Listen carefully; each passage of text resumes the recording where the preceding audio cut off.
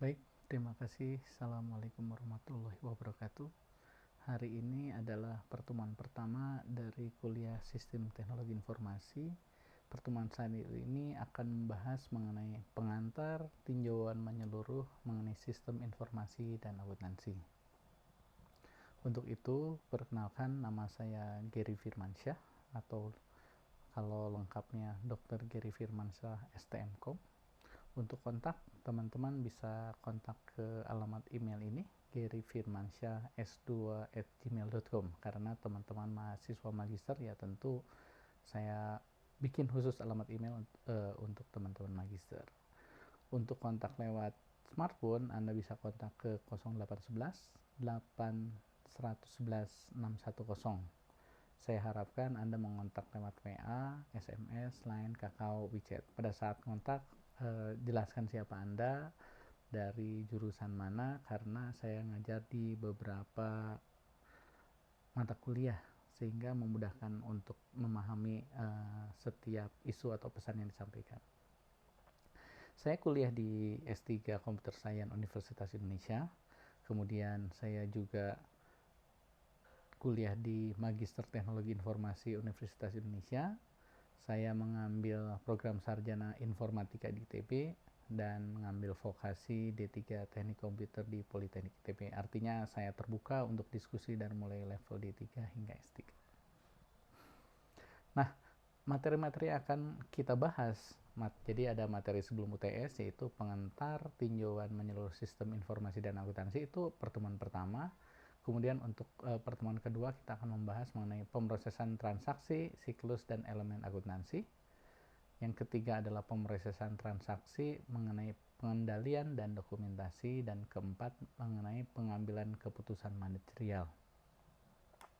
Kemudian ada juga kita akan membahas mengenai sistem penjualan, sistem pembelian, dan sistem pengeluaran kas. Setelah perkuliahan tadi, maka teman-teman akan ketemu dengan ujian tengah semester. Artinya materi-materi tadi akan dikompilasi sebagai bahan ujian tengah semester. Nah, materi setelah ujian tengah semester, kita akan mulai membahas mengenai sistem pengeluaran kas, sistem penerimaan kas, sistem penggajian, sistem produksi, sistem general ledger, perancangan sistem, dan terakhir adalah pembuatan model data dan desain database.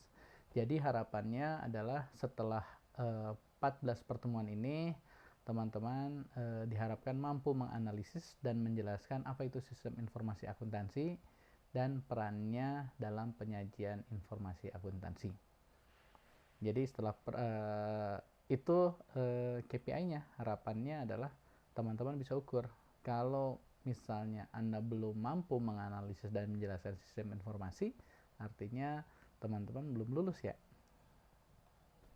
Nah, secara konsep sistem, apa itu sistem informasi akuntansi? Jadi, sistem adalah kumpulan yang terdiri dua atau lebih komponen yang saling terhubung berinteraksi untuk mencapai tujuan. Jadi, goals-nya itu pasti ada dua atau lebih komponen, tapi harus saling terhubung. Dan selain terhubung pun juga harus punya tujuan, karena kalau ada sebuah sistem yang tidak ada tujuan, berarti itu bukan sebuah sistem, itu hanya objek-objek yang terhubung saja gitu kan. Tapi kita harus punya goal sebuah sistem itu. Kemudian sistem hampir selalu terdiri dari subsistem. Jadi ada sistem besar, tadi dua komponen besar, kemudian kalau kita drill down ke bawah lagi, kita akan menemukan ada subsistem kecil, sehingga masing-masing mempunyai fungsi yang spesifik yang mendukung sistem besar. Artinya kalau kita drill down semakin bawah, kita akan menemukan sebuah fungsi yang sangat atomik atau fungsi spesifik. Nah, itulah fungsi-fungsi kesehatan yang bisa dibangun oleh sistem komputer tadi. Sistem informasi akuntansi pasti gitu ya. Jadi terdiri dari ada unsur manusianya, ada prosedur yang kita harus pahami, kemudian kita akan membicara mengenai data, ada perangkat lunak, dan ada infrastruktur teknologinya. Jadi kelima komponen ini adalah komponen-komponen yang terkait, dan kelima komponen ini yang akan kita bahas satu persatu nanti kan, dari pertemuan awal hingga pertemuan akhir. Jadi kita akan membahas bagaimana manusia, pengelolaan manusianya, kemudian ada sebuah prosedur-prosedur yang harus kita lalui, kemudian data apa saja yang ada gitu, dan teman-teman di akuntansi harus tahu di sistem informasi ini membahas jenis-jenis data dan segala macam. Jadi harapannya setelah lulus Anda bisa tahu tipikal-tipikal data. Kemudian perangkat lunak apa saja yang ada dan akan membantu untuk pengembangan sistem informasi akuntansi ini. Kemudian karakteristik dari sistem informasi adalah fungsi-fungsi penting apa saja yang dapat dilakukan oleh sistem informasi dalam organisasi. Jadi sistem ini harus membuat catatan-catatan. Dari catatan-catatan transaksi itu pun juga sistem informasi harus memproses data. Jadi ada data, kemudian harus kita olah. Setelah diolah itu harus menjadi informasi yang berguna untuk pengambilan keputusan.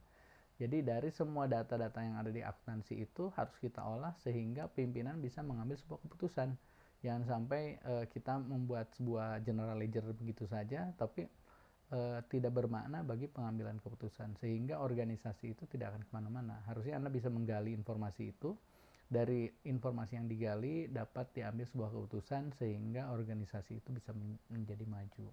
Bahkan sistem informasi akuntansi itu memberikan pengawasan yang cukup untuk melindungi aset perusahaan. Jadi setelah dianalisis aset-aset mana, sumber daya manusia, sumber daya apa saja yang harus dikelola oleh perusahaan tadi.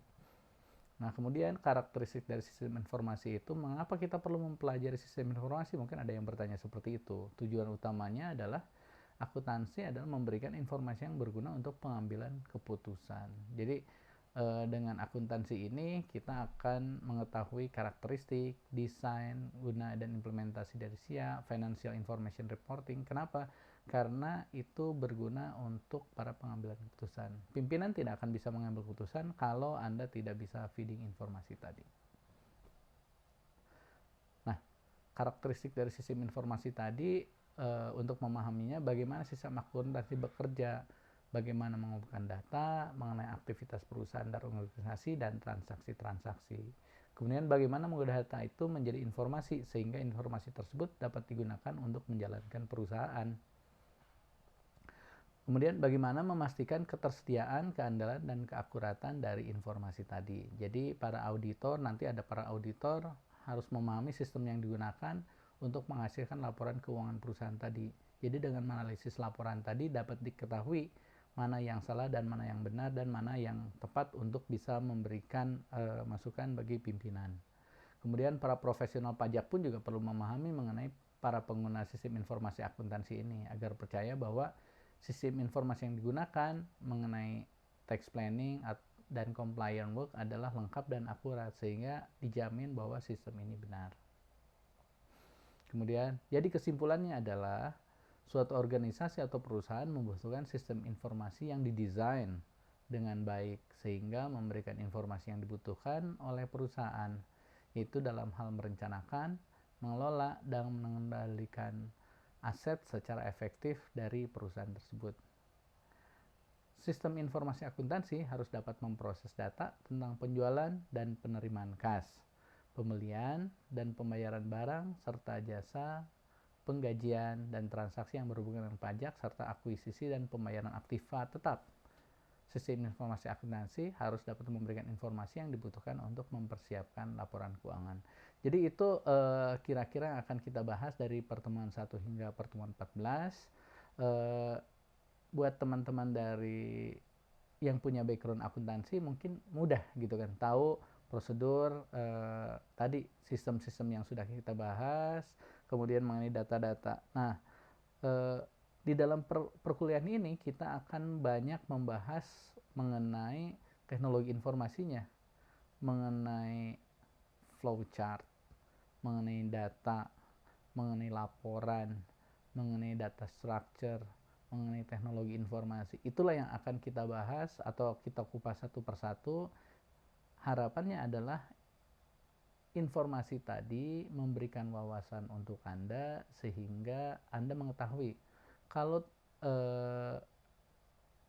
sebuah sistem itu terdiri dari subsistem-subsistem apa saja. Dari subsistem tersebut didukung oleh teknologi apa saja. Sehingga kalau ada masalah Anda bisa menelusuri permasalahan itu ada di mana. di tadi kan, di sumber daya manusianya, di prosesnya, di datanya, di teknologi informasi. Kira-kira itu yang akan kita bahas selama 14 pertemuan. Terima kasih. Assalamualaikum warahmatullahi wabarakatuh.